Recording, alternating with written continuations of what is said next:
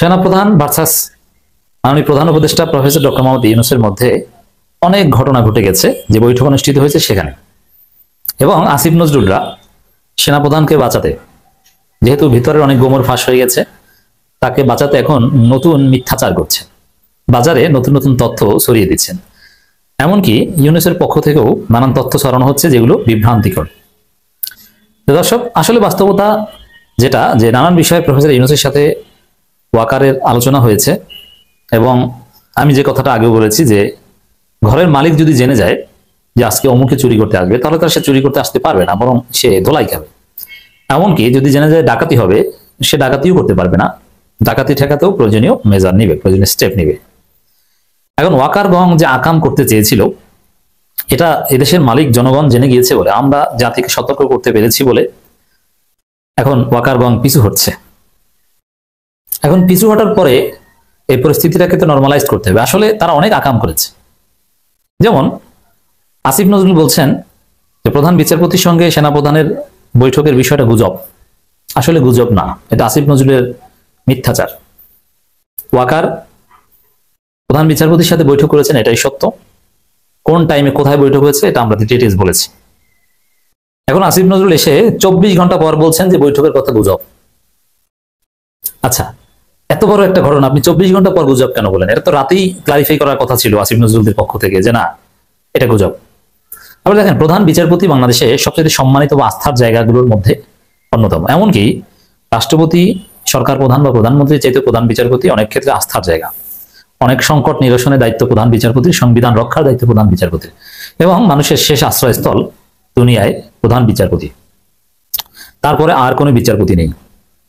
সেই প্রধান বিচারপতিকে ঘিরে 24 ঘন্টা এত বড় প্রপাগান্ডা, সেনাপ্রধানের সাথে বৈঠক করেছেন, যেটা ভয়ানক অন্যায় বা দেশের বিরুদ্ধে একটা ষড়যন্ত্র বা আন্তর্জাতিক ষড়যন্ত্র অংশ। এটার বিরুদ্ধে প্রধান বিচারপতির পক্ষ থেকে, হাইকোর্টের, সুপ্রিম কোর্টের পক্ষ থেকে, আপিল ডিভিশনের পক্ষ থেকেও তো কোনো বিবৃতি আসতে পারতো, ল মিনিস্ট্রির পক্ষ থেকেও আসতে পারতো। ঠিক আছে, ওটা ল মিনিস্ট্রি থেকে সেপারেটেড, কিন্তু হাইকোর্ট ডিভিশন তাদের ওয়েবসাইটে তো বিবৃতি দিতে পারতো, সুপ্রিম কোর্ট বা আপিল ডিভিশন বিবৃতি দিতে পারতো যে না, এগুলো সব গুজব। তারা কিছু বলে না, এবং গুজব এ কথা আইএসপি এর পক্ষ থেকে তো বিবৃতি দিতে পারতো যদি সৎ সাহস থাকতো, যে না, এই বৈঠকের কথা গুজব। 24 ঘন্টায় জনগণ 100% মানুষ বিশ্বাস করলো, প্রথম সারি সব গণমাধ্যমে রিপোর্ট হলো। কই আইএসপিআর বা প্রধান বিচারপতির কার্যালয়ে, আমাদের তো চিফ প্রসিকিউটরের বিরুদ্ধে গুজব প্রচার করলে সাথে সাথে বিবৃতি আসে, তা প্রধান বিচারপতির বিরুদ্ধে এত বড় গুজব সব গণমাধ্যমে এসেছে, অথচ কোনো প্রতিবাদ আসলো না। এর অর্থ হচ্ছে আসলে বৈঠক হয়েছে, এটাই সত্য। এখন বৈঠকের যে চেষ্টা, সেই চেষ্টা সফল হয়নি। প্রধান বিচারপতিকে ওয়াকার, আমরা যেটা বলেছিলাম ওইটাই, এটা আমাদের সোর্স বলে, প্রস্তাব দিয়েছিল যে স্যার, আপনি তত্ত্বাবধায়ক সরকার ফিরিয়ে দেওয়ার রায় দিয়ে সাথে সাথে সেটা বাস্তবায়ন করার ব্যবস্থা করেন, আপনি সেই তত্ত্বাবধায়ক সরকার প্রধান উপদেষ্টা হন, ইউনূসের অধীনে নির্বাচন হবে না। ইউনূসের অধীনে নির্বাচন শেখ হাসিনাও চায় না, একটা আলোচনা সভায় শেখ হাসিনা স্পষ্ট করে বলেছে নতুন কোনো তত্ত্বাবধায়ক সরকার চায়। ওয়াকার হয়তো এখন শেখ হাসিনাকে খুশি করার জন্য সেই চেষ্টাই করছে, বা ভারতের পরামর্শ অনুযায়ী সেটাই করছে। ওটা করলেও যে আওয়ামী লীগের লাভ হবে সেটা আমরা মনে করি না, কিন্তু অ্যাটলিস্ট ইউনূসের অধীনে নির্বাচন এটা আওয়ামী লীগ চায় না। এখন ওয়াকার যে উদ্দেশ্যে প্রধান বিচারপতির কাছে গিয়েছিল সেটা তো ব্যর্থ হয়েছে। এজন্যে এখন সবাই মিলে প্রচার করছে যে না, বৈঠক গুজব। যদি আসলে গুজব হতো, এটা গতকাল রাতেই 3 জায়গা থেকে বিবৃতি আসতো। যেমন আসিফ নজরুল ধরলাম প্রধান বিচারপতির পক্ষ থেকে বলেছেন, সরকারের পক্ষ থেকে, প্রধান বিচারপতির পক্ষ থেকে, এবং আইএসপি এর পক্ষ থেকে বিবৃতি আসতো যে এই বৈঠকের খবর গুজব। কোনো বিবৃতি না আসে, 24 ঘন্টার পর নতুন সুর নেওয়া, এটা পিছু হটে ব্যর্থ হওয়ার পর এখন গুজব ধামাচাপা দেওয়ার চেষ্টা, এটা হচ্ছে আসল কথা। প্রধান উপদেষ্টার সাথে ওয়াকারের বৈঠকে কি আলাপ আলোচনা হয়েছে এটা নিয়ে গণমাধ্যমে আসছে, তবে এটা যে একদম সত্য তা না, কারণ প্রেস সচিব যা বলছেন ওইটাই গণমাধ্যমে লিখছে। ভিতরে তেমন আছে, ঝগড়াও হতে পারে, কারণ আমরা দেখেছি যে বিপিনুরের ঘটনা নিয়ে অন্তর্বর্তী সরকারের যে বিবৃতি, এর আগে প্রধান উপদেষ্টা নিজে সেনাবাহিনীকে ইঙ্গিত করে বলেছেন সহযোগিতা করেন না সেনাবাহিনী। এছাড়া আমরা আরো বিভিন্নভাবে দেখেছি, যেমন আসিফ মাহমুদ স্পষ্ট করে বলেছেন যে ডক্টর ইউনূসকে মানতে পারেনি, বুকে পাথর চাপা দিয়ে মেনে নিয়েছেন, আসিফ মাহমুদ সরাসরি বলেছেন। তো সব মিলিয়ে প্রধান উপদেষ্টার সাথে সেনাপ্রধান বৈঠক কিছুতেই সুখকর হয়নি, কিন্তু প্রচার করা হচ্ছে যে না, সুখকর বৈঠক হয়েছে। বলা হচ্ছে অন্তর্বর্তী সরকারকে পূর্ণ সহযোগিতা করবে, সেনাপ্রধান নাকি আশ্বাস দিয়েছে। আচ্ছা, পূর্ণ সহযোগিতা এতদিন কেন করেনি, বা আসলে কি করছে? মোটেই না। আমরা 5 আগস্টের পর থেকে কি দেখেছি যেমন অভিযুক্ত সেনা সদস্যদের, সেনা অফিসারদের বিচারের পথে বাধা সৃষ্টি করছে। আবার ফ্যাসিস্টরা সেনাবাহিনীর তত্ত্বাবধানে থেকে তারা অনেকে দেশ ছেড়ে পালাতে পেরেছে। হাসান মাহমুদকে দেশ ত্যাগ করতে দিয়েছে, এরকম অনেক ঘটনা আছে। আরাফাতকে দেশ ত্যাগ করতে দিয়েছে কারা? এই সেনাপ্রধান দিয়েছে। এবং সেই যারা সেনাবাহিনীর কাছে আশ্রয় নিয়েছিল তারা কোথায় গিয়েছে? সেনাপ্রধান তাদেরকে সেফ এক্সিটের ব্যবস্থা করেছেন। চাঁদাবাজি দমন করেছে? করে নেই। অবৈধ অস্ত্র উদ্ধার করেছে? করে নেই। এর মানে কোনো কিছুতেই আদৌ কোনো সহযোগিতা সেনাবাহিনী এই ডক্টর ইউনূস সরকারকে করছে না। তাহলে এখন সরকারকে পূর্ণ সহযোগিতার আশ্বাস দিয়েছেন, এটা কিসের কথা? এটা মিথ্যা কথা। এটা পরিস্থিতি সামাল দিতে বলছেন। বর্তমানে এমনিতেই জনরোষে পড়েছে। দর্শক, এছাড়া আমি খবরটা একটু বলি।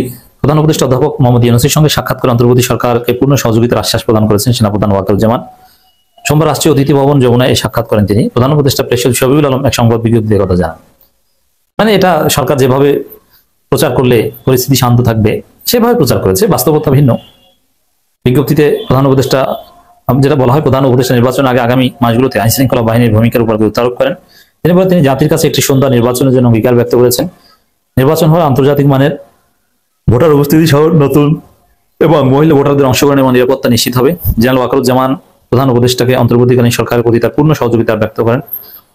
এছাড়া প্রধান উপদেষ্টাকে চারপাশে ছড়িয়ে পড়া গুজবে কান না দেয় অনুরোধ জানান এবং তিনি বলেন সরকারকে তার সকল কর্মসূচিতে সফল করার সেনাবাহিনী প্রতিশ্রুতিবদ্ধ। খুব সুন্দর। আবার এদিকে আসিফ নজরুল বলছেন যে না, প্রধান বিচারপতির সাথে বৈঠক হয়নি। কিন্তু আমরা তো দেখেছি যে কি দ্বন্দ্ব। ভিপি নুরের উপর হামলার ঘটনা নিয়েই তো দেখেছি কতটা দ্বন্দ্ব বিবৃতিতে। মনে হয়েছে দুই সরকারের দুইটা বিবৃতি, অথবা সরকারি দল আর বিরোধী দলের বিবৃতি। আইএসপি এর একটা সরকারি দলের বিবৃতি মনে হয়েছে, আর ইউনূস সরকারের বিবৃতি মনে হয়েছে বিরোধী দলের। অর্থাৎ দর্শক, ঘটনা অনেক কিছুই ঘটেছে, প্রচার করছে না। এবং প্রধান উপদেষ্টার সাথে বৈঠকে একদিকে প্রধান বিচারপতির কাছে যে প্রস্তাব, সেটা প্রধান বিচারপতি রাজি হননি এবং কিছু করা কথা বলেছেন ওয়াকারকে ইউনূস, যে গুমের বিচার আইসিটিতে হবে, তোমার সার্ভিং অফিসাররাও রেহাই পাবে না যাদের বিরুদ্ধে অভিযোগ, যেটা ঠেকানোর অন্যতম চেষ্টা ওয়াকারের। রাষ্ট্রপতির কাছে জরুরি অবস্থার প্রস্তাবও করেছিলেন, সেটাও রাষ্ট্রপতি সাহস করেন নাই। এখানে ওভারঅল বলা যায় যে ওয়াকার পিছু হটেছেন। ওয়াকার ইজ জয় বাংলা। প্রধান উপদেষ্টা ও রাষ্ট্রপতির সাথে সেনাপ্রধানের বৈঠকের রহস্য কিছুটা বের হয়ে গেছে। উদ্বেগ উৎকণ্ঠা কিছুটা হলেও কেটেছে, কিন্তু জনগণের জন্য মুক্তির পথ, নিরাপত্তার পথ, জাতির সমাধান হচ্ছে রাষ্ট্রপতিকে জরুরি ভিত্তিতে অপসারণ করতে হবে, তাকে পদত্যাগে বাধ্য করতে হবে। এছাড়া কোনো উপায় নেই। দুইজন সন্দেহভাজন ব্যক্তিকে একই সাথে অতি গুরুত্বপূর্ণ দুইটা পদে রাখাটা ঝুঁকিপূর্ণ। যে কোনো একজনকে সরাতে হবে। এই জন্য, যেহেতু সেনাপ্রধানের অবদান রয়েছে বা তাকে সরানোর জটিলতা হতে পারে, এই জন্য আগে রাষ্ট্রপতিকে সরাক, তারপরে সেনাপ্রধানের বিষয়টা আলাপ আলোচনা হবে। রাষ্ট্রপতিকে যদি সরিয়ে দেওয়া যায়, তাহলে সেনাপ্রধান চাইলে কোনো আকাম করতে পারবে না। যেমন জরুরি অবস্থা জারি করা, এটা রাষ্ট্রপতির কাজ। এখন সেনাপ্রধান রাষ্ট্রপতি তো একই গোডাউনের মাল। দুইজনকে হাসিনা নিয়োগ দিয়েছে, হাসিনার সাথে এখনো যোগাযোগ আছে, ভারতের সাথে যোগাযোগ আছে, এটাও প্রকাশ্য। এজন্য রাষ্ট্রপতিকে সরিয়ে দিতে হবে। এখন রাষ্ট্রপতি ও প্রধান উপদেষ্টার সাথে সেনাপ্রধানের সাক্ষাৎ কেন? দর্শক, পিনাকি ভট্টাচার্য বলেছিলেন যে জরুরি অবস্থা ঘোষণার পরামর্শ দেন কিনা, কিন্তু বিষয়টা এরকম না। যদিও আমাদের উদ্বেগ উৎকণ্ঠা থাকবে, অলওয়েজ নজরদারি থাকবে, কিন্তু বাস্তবতা হচ্ছে জরুরি অবস্থা জারি এটা এভাবে ওপেন বৈঠকের মাধ্যমে হবে না। এটা গোপনে হঠাৎ করে ফেলা হবে, বা সেনা অভ্যুত্থানও গোপনে হঠাৎ করে ফেলা হবে, যদিও এটা সম্ভব নয় যদি করা হয়। অতএব এই বৈঠক জরুরি অবস্থার জন্য না।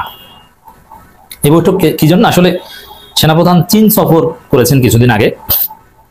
তো চীন সফরের পর এটা একটা রীতি যে সেনাপ্রধান যদি কোনো দেশ সফর করেন, তাহলে সেই সফর সম্পর্কে বিস্তারিত অবহিত করতে সরকারের এক্সিকিউটিভ হেড অথবা হেড অব দি গভর্নমেন্ট, মানে মাননীয় প্রধান উপদেষ্টা বর্তমানে, আর যখন পার্লামেন্টারিয়ান সরকার থাকে তখন প্রধানমন্ত্রীর কাছে যাবে, বলবে ডিটেল যে এই হয়েছে সফরে, বৃত্তান্ত বলবে এবং চলমান পরিস্থিতি নিয়ে তারা আলোচনা করতে পারে। এবং রাষ্ট্রপতির অধীনে যেহেতু তিন বাহিনী, সেনাপ্রধান মূলত রাষ্ট্রপতির অধীনে বা তিন বাহিনীর সর্বাধীনেও রাষ্ট্রপতি, সেজন্য নামকাওয়াস্ত হলো রাষ্ট্রপতির কাছে সেগুলো ব্রিফ করবেন, এটাও একটা প্রোটোকল। জাস্ট এইটা ঘটেছে, এটা একটা স্বাভাবিক প্রত্যাশিত বৈঠক। কিন্তু প্রধান বিচারপতির সাথে যে বৈঠক অনুষ্ঠিত ওইটা অস্বাভাবিক, কারণ সেনাপ্রধানের সাথে প্রধান বিচারপতির কোনো কাজ নেই, কোনো প্রোটোকল, কোনো প্র্যাকটিস কিছু নেই। যেমন চীন সফর থেকে এসেছেন, সেই সফরের বিস্তারিত প্রধান উপদেষ্টা এবং রাষ্ট্রপতিকে জানাবেন, প্রধান বিচারপতিকে না। প্রধান বিচারপতির সাথে তার কোনো কাজ নেই। আর সৌজন্য সাক্ষাৎ যে কারোর সাথে করতে পারেন, কিন্তু সৌজন্য সাক্ষাৎ ব্যক্তিগত বাসভবন না, এটা সরকারি বাসভবনে হতে হয়। অতএব সেনা প্রধানের সাথে এবং প্রধান বিচারপতির সাথে যে সাক্ষাৎ, এটা উৎকণ্ঠার, উদ্বেগজনক, এটা নিয়ে অনেক ব্যাখ্যা করেছি। কিন্তু রাষ্ট্রপতি এবং প্রধান উপদেষ্টার সাথে যে সাক্ষাৎ, এটা স্বাভাবিক সাক্ষাৎ, এটা অস্বাভাবিক কিছু না। তারপর অস্বাভাবিক কিছু যে ঘটাবেন না সেটা আমরা বলছি না, ঘটাতে পারেন, কিন্তু এই সাক্ষাৎ নিয়ে আমাদের এত উৎকণ্ঠার কিছু নেই। এখানে আরেকটা পজিটিভ বা অপটিমিস্টিক দিক আছে যে সেনাপ্রধান চীন সফর থেকে এসেছেন। এই মুহূর্তে বাংলাদেশের জন্য বন্ধু রাষ্ট্র হিসেবে চীন সবচাইতে বেশি নিরাপদ জনগণের পক্ষে। আমি বলছি না যে চীন ভালো, এখানে ভালো খারাপ কিছু নাই, প্রত্যেক দেশ সে কাজ করবে তার জাতীয় স্বার্থে। অর্থাৎ চীনের স্বার্থ এবং এই মুহূর্তে বাংলাদেশের জনগণের স্বার্থ মিলে যাচ্ছে। চীন বাংলাদেশকে টাকা পয়সা দিচ্ছে, তারা সংস্কারের পক্ষে, সুষ্ঠু নির্বাচনের পক্ষে, এবং বাংলাদেশপন্থী যে দলগুলো জুলাই পক্ষের শক্তি, তাদের সাথে এখন চমৎকার সম্পর্ক রাখছে। অতএব সেই চীন সফর থেকে এসেছে। যদি ভারত বা আমেরিকা সফর থেকে এসেছেন এরকম হলে একটা বিষয় ছিল যে কি বুদ্ধি টুদ্ধি দিচ্ছেন, না, চীন সফর থেকে এসেছেন। অতএব এটা আরো বেশি এই দিক থেকে বা ফর দি টাইম বিং নিরাপদ। এই বৈঠক দিয়ে উৎকণ্ঠার কিছু নেই। প্রধান বিচারপতির সাথে যে গোপন বৈঠক করেছেন সেনাপ্রধান, ওইটা ছিল প্রধান উপদেষ্টার কনসার্নের বাইরে, কিন্তু রাষ্ট্রপতি এবং প্রধান উপদেষ্টার সাথে যে সাক্ষাৎ করেছেন এটা স্বাভাবিক নিয়মে। এই জায়গায় আরো কিছু বিষয় আছে, যেমন প্রধান বিচারপতির সাথে সাক্ষাতেরও কিছু পজিটিভ দিক থাকতে পারে। যেমন হয়তোবা এটা একটা ব্যাখ্যা যে প্রধান উপদেষ্টার পরামর্শী প্রধান বিচারপতির সাথে সাক্ষাৎ করতে গিয়েছেন, প্রধান উপদেষ্টা নিজেই তার নিজের জন্য পাঠিয়েছেন সেনাপ্রধানকে। এটা একটা স্কুল, আমি বলছি না যে এটি ঠিক, কারণ একটা ঘটনা নানান পার্সপেক্টিভ থেকে ব্যাখ্যা করা যায়। এখন প্রধান বিচারপতি পাঠালে লাভ কি প্রধান বিচারপতির কাছে? প্রধান উপদেষ্টা সেনাপ্রধানকে এই কারণে পাঠাতে পারেন যে দেশের অবস্থা তো খারাপ, আমি তো কন্ট্রোল করতে পারছি না। সেনাপ্রধান যদি এরকম একটু সন্দেহজনক দৌড়ঝাঁপ করে, তার রাজনৈতিক দলগুলো ভয় পাবে, ভয় পেয়ে ভালো হয়ে যাবে। কারণ বিএনপিও চায় না যে ইউনূসকে সরিয়ে প্রধান বিচারপতির নেতৃত্বে কোন একটা তত্ত্বাবধায়ক সরকার অধীনে নির্বাচন হোক। বিএনপির এখন চাওয়া যে প্রধান ইউনূসকে ম্যানেজ করে ফেলেছে বিএনপি, 240 সিট বিএনপিকে দেবে, এতে ইউনূস রাজি হয়েছে না, তবে ইউনূসের অধীনেই নির্বাচন। এতে দেখা যায় যে বিএনপিও ভয় পাবে, সেনাপ্রধানে দৌড় যাবে, তারা ভালো হয়ে যাওয়ার চেষ্টা করবে, যেটা ইউনূসের জন্য প্লাস পয়েন্ট, যদি ইউনূসের কনসার্নে পরিকল্পিতভাবে এটা হয়ে থাকে। আবার এরকম হতে পারে যে যেমন ইউনূস যেভাবেই হোক না কেন, যে কারণেই হোক না কেন, ফেব্রুয়ারিতে নির্বাচনের বিষয়ে দৃঢ় প্রতিজ্ঞ। পিআর সিস্টেম এটা ইউনূস মানতে চান না, সংস্কার করতে চান না।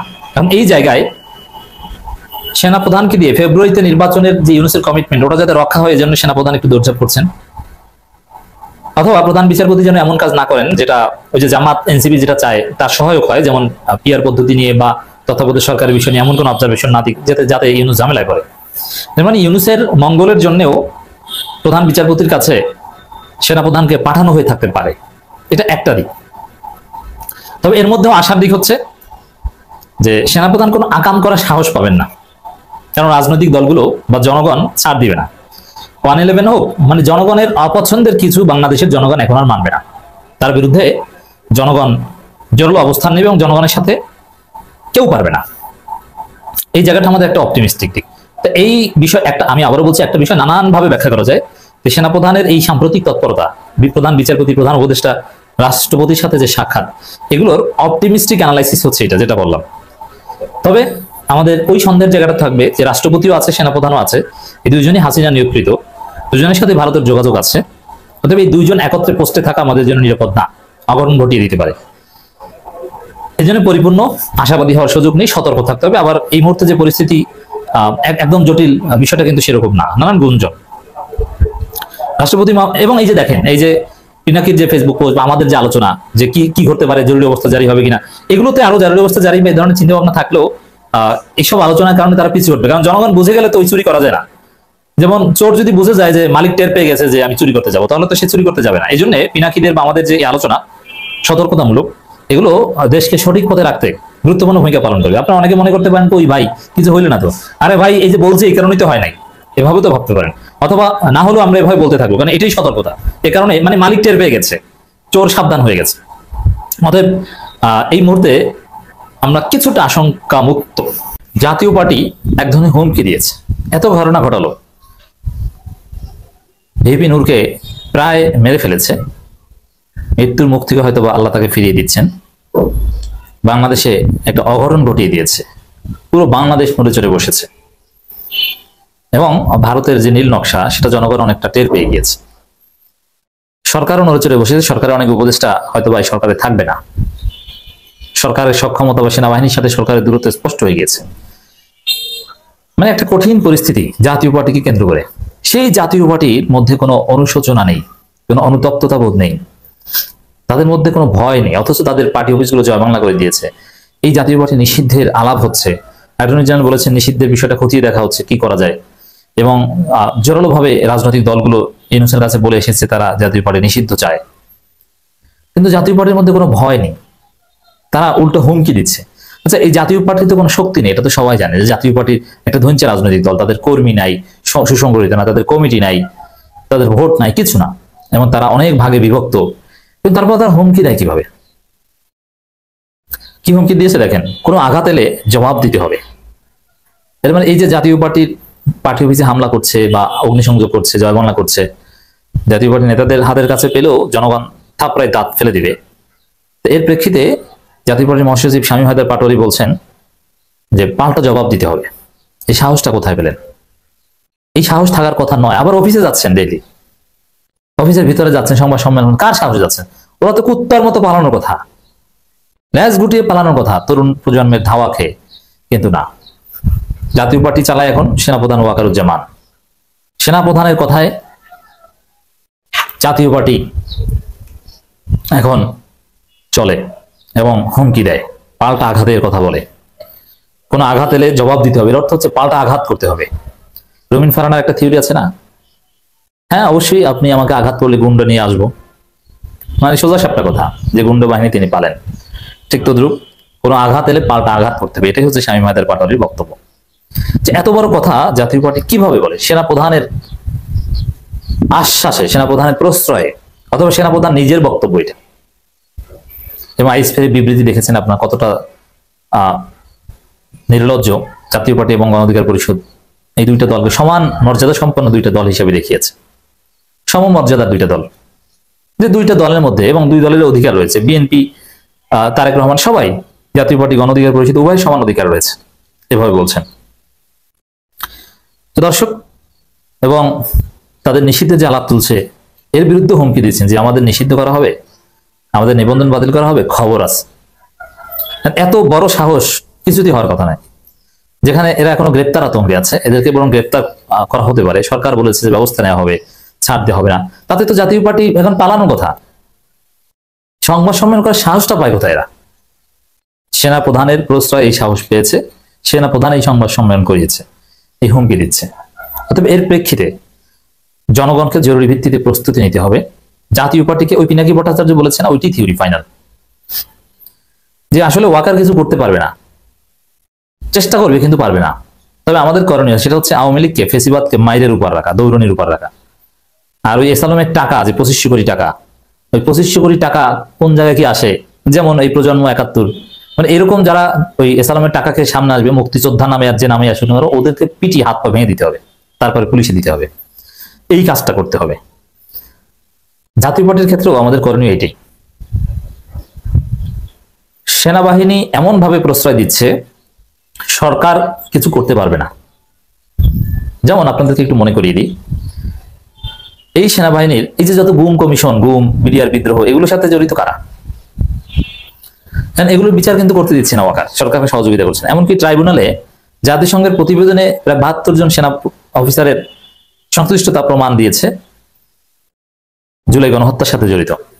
সে 72 জনের মধ্যে কেউ কেউ সফট অভিযোগে অভিযুক্ত এবং 22 জন সেভিয়ার। আমরা 22 জনকে ধরে নিই, ওই 22 জনের মধ্যে 5 জন পালিয়েছে, আর 17 জন এখনো চাকরি করছে গুরুত্বপূর্ণ পদে, এবং তারা ওয়াকারের খুব ক্লোজ। ট্রাইব্যুনাল চেয়েছে যে যাদের বিরুদ্ধে অভিযোগ, তাদের বিরুদ্ধে প্রমাণ পেয়েছে, তারা তদন্ত করেছে, গ্রেফতার করাতে চাচ্ছে। কিন্তু ওয়াকার কোনোভাবেই এটা করতে দিচ্ছে না। আর এটা এই তার ডান হাত বাম হাত সেনা অফিসারদের বাঁচাতে যে শেখ হাসিনার বিচারকেই বাধাগ্রস্ত করছে ওয়াকার। এবং প্রধান বিচারপতির কাছে যাওয়ার অনেকগুলো কারণের মধ্যে এটা একটা কারণ, যে তার সেনা অফিসারদের, সার্ভিং সেনা অফিসারদের অ্যাটলিস্ট বাঁচাতে হবে। যারা পালিয়েছে তাদের বিরুদ্ধে কিছু করলে করুক, কিন্তু যারা সাহস করে ওয়াকারের সাথে থেকে গেছে, কমপক্ষে 17 জন, আমরা 72 জন সব বললাম না, কিন্তু ন্যায় বিচার স্বাধীন হলে, সেনাবাহিনীর যদি এই অপতৎপরতা না থাকতো, তাহলে 72 জনেরই অ্যাটলিস্ট বিচার হচ্ছে। বিচার হলে যে তারা দোষী হবে তারা, অভিযোগ যেহেতু এসেছে, বিচারের মাধ্যমে 72-এর অনেকে, আমরা বলছিলাম জাতিসংঘের প্রতিবেদন মানে ওহি না, বিচারের মাধ্যমে অনেকে খালাসও পেতে পারে।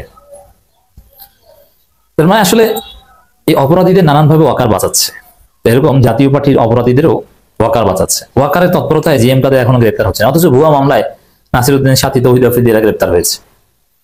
একদম মিথ্যা মামলা, এটা সবাই জানে যে হত্যা মামলায় তারা জড়িত না। হ্যাঁ, তৌহিদ আফ্রিদির অপরাধ হচ্ছে এই কন্টেন্ট ক্রিয়েটরদের নির্যাতন বা হারুনের সাথে সংশ্লিষ্টতা, এগুলো নিয়ে তৌহিদ আফ্রিদির বিচার হোক, কোনো আপত্তি নেই আমাদের, কিন্তু ভুয়া মামলায় গ্রেপ্তার করা হয়েছে। কিন্তু ওই একই মামলায় বা একই টাইপের মামলায় জিএম কাদের আসামি, তাকে কিন্তু ধরা হচ্ছে না, মানে তাকে ধরতে দেওয়া হচ্ছে না। এই জন্যে জাতীয় পার্টির যে এই হুমকি, এর বিপরীতে জনগণের করণীয় একটাই, যে জাতীয় পার্টিকে আওয়ামী লীগের মতো ট্রিটমেন্ট দিতে হবে, ঔষধ দিতে হবে, যেখানে পাবেন পিটাবেন। ওদের অফিস কতদিন সেনাবাহিনী পাহারা দিয়ে রাখবে, ওদের অফিস মাটির সাথে মিশিয়ে দিতে হবে, বুলডোজার দিয়ে ভেঙে ফেলতে হবে। সেনাবাহিনী যাবে, কিন্তু হাজার হাজার জনতা ওখানে গেলে সেনাবাহিনী পিছু হটবে। যেরকম ধানমন্ডি 32 রক্ষা করতে সেনাবাহিনী গিয়েছিল, কিন্তু পারে নাই, পিছু হটেছে। ওরকম জাতীয় পার্টিকেও জনগণ এমন ভাবে জয় বাংলা করবে, রক্ষা করতে পারবে না। দল হিসেবে নিবন্ধন বাতিল হতে পারে এমন কোনো কাজ জাতীয় পার্টি করেনি দাবি করে আঘাতের জবাব দিতে নেতাকর্মীদের প্রস্তুত থাকার আহ্বান জানিয়েছেন দলটির মহাসচিব বেশ শামীম পাটোয়ারি। এর অর্থ হচ্ছে জাতীয় পার্টি এখন মারামারি করবে, নিজেরা তো মারামারি করতে পারবে না, এই জন্য ওই সেনাবাহিনী পুলিশকে তো আগে ধন্যবাদ জানিয়েছে। সেনাবাহিনী পুলিশকে সামনে নিয়ে পেছন থেকে তারা একটা স্লোগান দিবে, তাদের মাইটটা করে দিবে সেনাবাহিনী পুলিশ, যেরকম নুরুল উপর হামলার ক্ষেত্রে দেখেছি। শুধু জাতীয় পার্টি তো গণ অধিকার পরিষদের সামনে 2 মিনিটও মাঠে টিকতে পারবে না। অতএব দর্শক, ওরা জনগণকে হুমকি দিয়েছে, আর জনগণ প্রস্তুতি নেন ওদেরকে একদম পিটিয়ে, কোনো আইন নিষিদ্ধ ওগুলো যাই হোক, জাতীয় পার্টিকে সামাজিকভাবে পিটিয়ে ওদেরকে, ওদের রাজনীতি মাটির সাথে মিশিয়ে দিতে হবে, ওদের অফিস স্থাপনা বুলডোজার দিয়ে মাটির সাথে মিশিয়ে দিতে হবে।